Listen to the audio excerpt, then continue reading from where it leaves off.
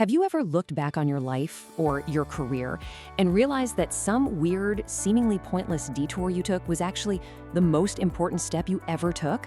Well, that's exactly what we're going to dive into today. We're talking about how those random moments of individual passion can connect to build powerful teams and ultimately how they redefine what it even means to be a great leader. And this quote right here from Steve Jobs, this is our starting point. It's really the guiding principle for this whole explainer. This idea that we have to trust our gut, our curiosity, our intuition, even when we have no idea what the immediate payoff is going to be. It's a really profound thought, and it totally sets the stage for everything we're about to cover. So let's begin where it all starts, with that one foundational element, the individual. And honestly, there's no better case study than Jobs himself and his pretty unconventional journey. So picture this. Jobs drops out of college because he just doesn't see the value in it. But he doesn't leave completely. Instead, he starts dropping in on classes that just seemed interesting to him. And one of them was a calligraphy class. Now, at the time, this was completely impractical. It had zero practical application for a career in tech. He just found it beautiful and fascinating. But then, fast forward 10 years, he's designing the first Macintosh computer, and all of a sudden, that useless knowledge becomes priceless. It was the entire foundation for the Mac's beautiful typography, a feature that made it stand out from everything else. But here's the thing. His path was anything but a straight line.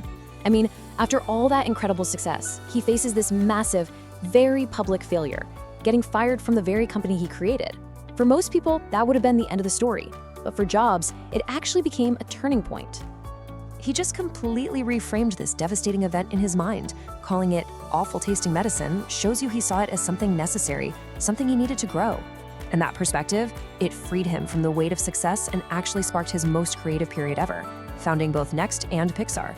So what kept him going through all that? It was simple, really. He just loved what he did. That passion was his anchor in the storm. He also had this incredibly powerful mental tool he used to stay focused.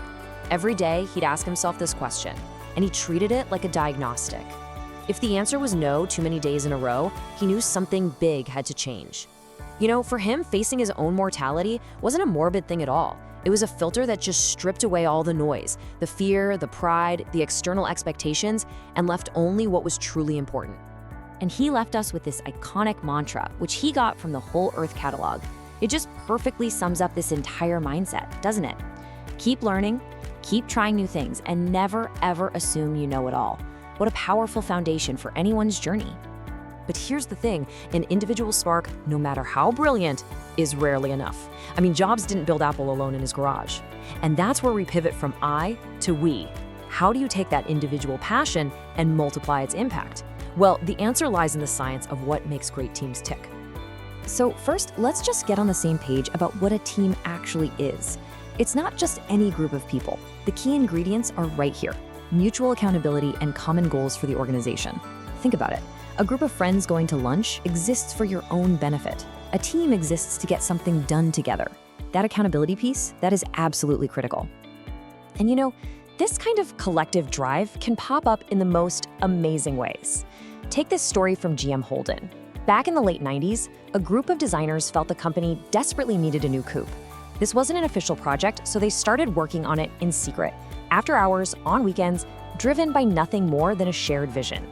And that secret project, it eventually became the Pontiac GTO. It's a perfect example of how a team's shared passion can become one of an organization's greatest assets. And here's the good news. Building a great team isn't just luck. It's actually a pretty predictable process. Teams usually go through these 5 stages. You start with the polite forming stage. Then you hit the inevitable conflict of storming as people figure out their roles. And only after you navigate that friction can you get to norming. And then finally, performing as this cohesive, effective unit. That storming part? Yeah, it's messy, but it's absolutely essential. You can't skip it. So why does all this process stuff matter? I mean, really, why? Well, here's why. The NTSB found that a staggering 73% of airline accidents happen on a crew's first day flying together, before they've had any time to gel. That just goes to show you, in some fields, team development isn't just some abstract business theory. It is literally life or death. Okay, so who should be on the team? Well, there's a bit of a trade-off.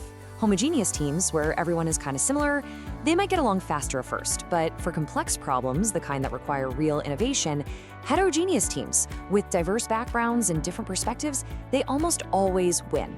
They just bring more ideas to the table, which leads to better solutions, even if it takes a little more skill to manage that initial friction.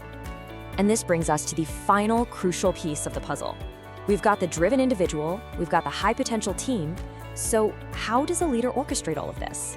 Well, the role is shifting dramatically, from being the commander at the top to being the catalyst for everyone else. This quote from Bob Chapman just captures that shift perfectly. During the 2008 financial crisis, instead of layoffs, his company chose to do company-wide furloughs. Everybody took a small hit so that no one person had to take a huge one. It's a real-world example of what Simon Sinek calls the circle of safety, the idea that a leader's number one job is to protect their people. And when you do that, you build incredible trust and loyalty. You know, the Marine Corps has a philosophy that really captures this perfectly. If you want to go fast, go alone. But if you want to go far, if you want to achieve something that truly lasts, you have to move as one. It's about that fundamental shift from thinking I, me, my, to thinking we, together, us. So what does this new kind of leader actually do day to day? Well, Linda Hill from Harvard offers this simple, brilliant ABC framework. They act as an architect, building a culture where people feel safe to take risks.